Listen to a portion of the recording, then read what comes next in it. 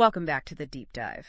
Today, we're going to tackle something pretty central, I think, to how people are building careers now. Definitely. It's all about how entrepreneurs, independent professionals, how you can really monetize your knowledge, your expertise in this digital economy we're all in. It's such a powerful idea, isn't it? Yeah. And the sources we've looked at, they're not just theoretical. They give really practical strategies, concrete examples of how people are actually doing this. Yeah, exactly. So our mission for this deep dive is to, cut through the noise a bit. We want to pull out the key insights from all this material and help you understand how that unique mix you have, your skills, your experience, your perspective, how that can become a genuinely valuable source of income. Okay, so let's unpack the core idea here.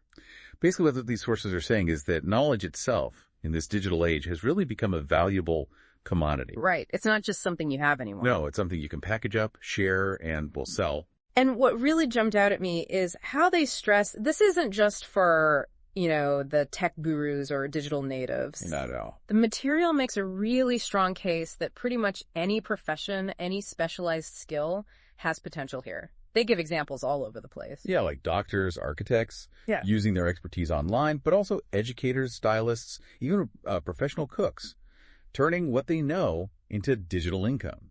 It shifts the question, doesn't it, from what service do I physically offer to something more like, What knowledge do I have that other people actually need or want? And the sources lay out several distinct ways to turn that knowledge into cash. okay, so where do we start? What's the first method they talk about? Well, a really foundational one is consulting and professional advisory. Hmm. This is where, experienced pros offer their specialized knowledge directly. To businesses or individuals. Both, actually.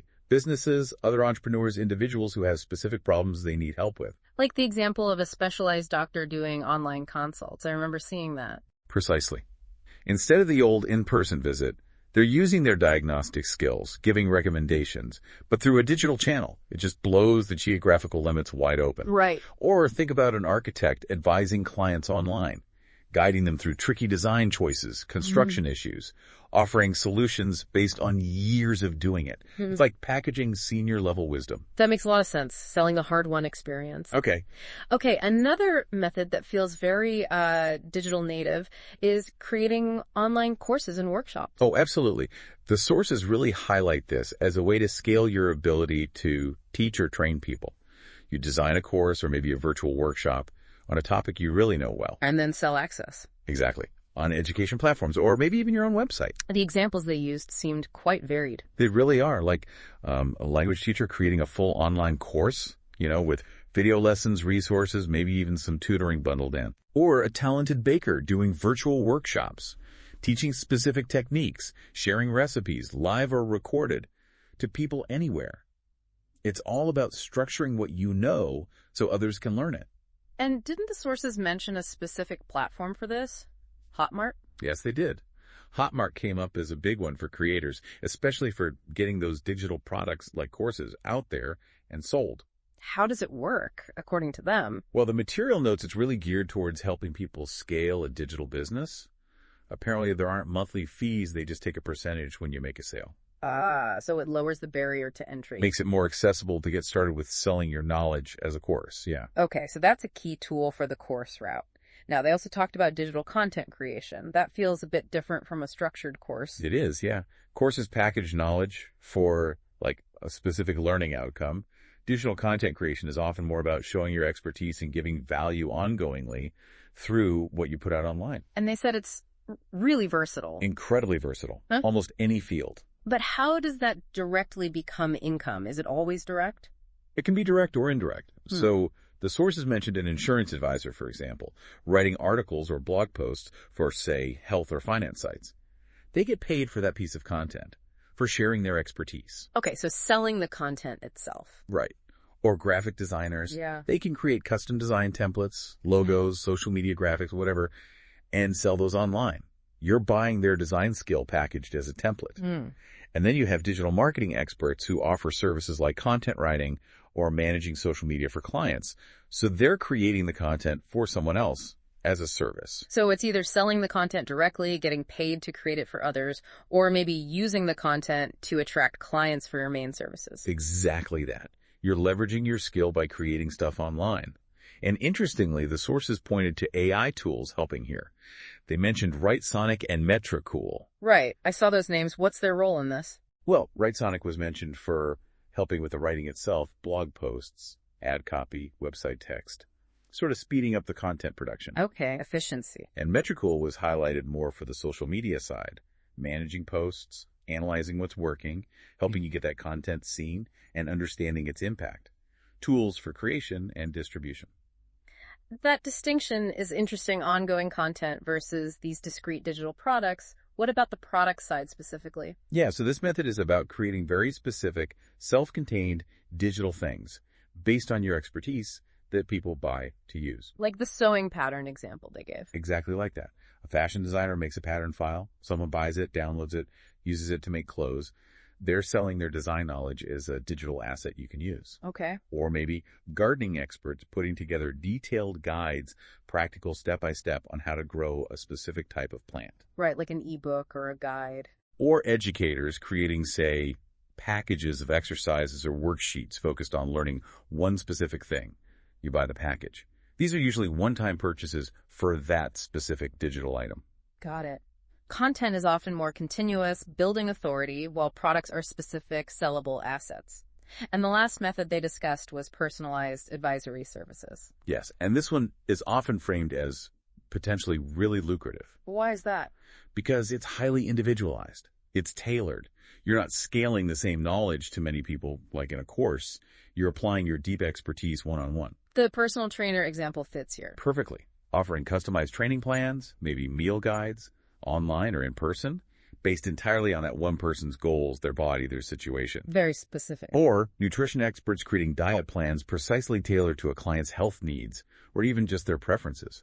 Or therapists, coaches, working with individuals on very specific, unique challenges through personalized sessions. It's deep application. And Fiverr came up here. How does that fit in? Fiverr was mentioned as an online marketplace. Basically, it connects freelancers who offer all sorts of digital services, including many of these personalized advisory roles or content creation, with clients looking to hire someone for a specific task. So it's a place to find help or to offer these kinds of services yourself. Exactly. A platform to connect buyers and sellers of these knowledge-based digital services. Okay, so we've explored a lot of ways you can actually, package and sell your knowledge, direct advice, courses, content, products, personalized help.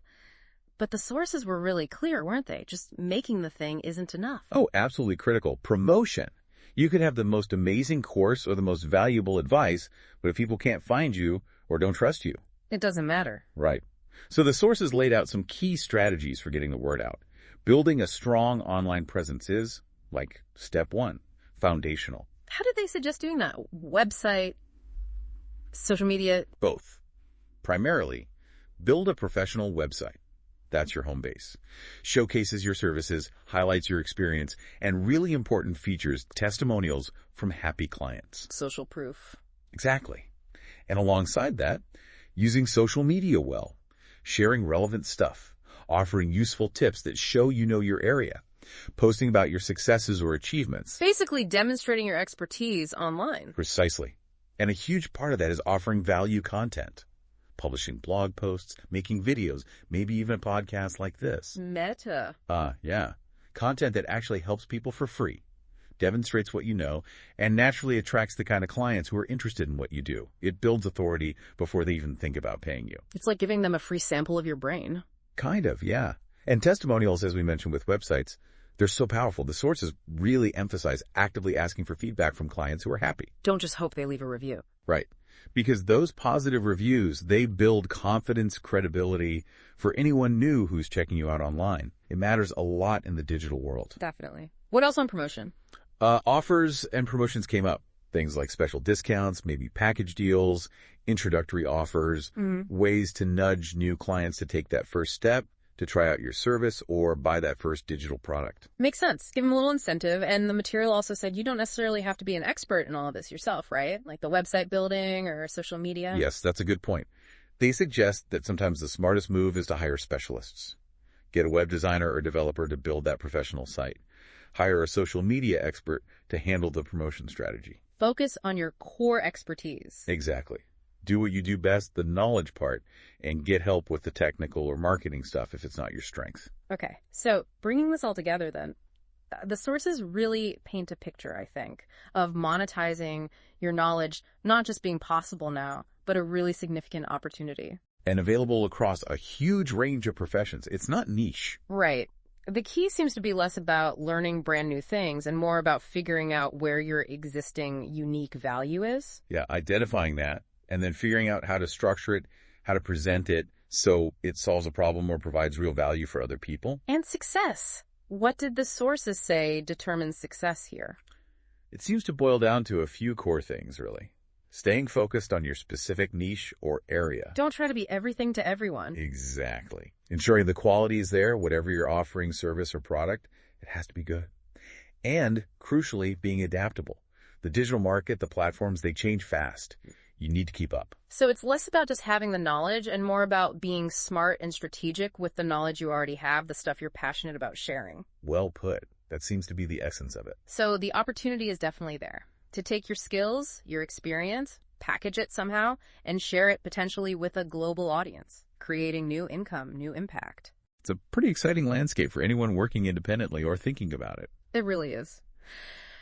Okay, so reflecting on all these different paths we've talked about, the consulting, the courses, the content, the products, the personalized stuff, here's that final thought, drawn from the material, to leave you with.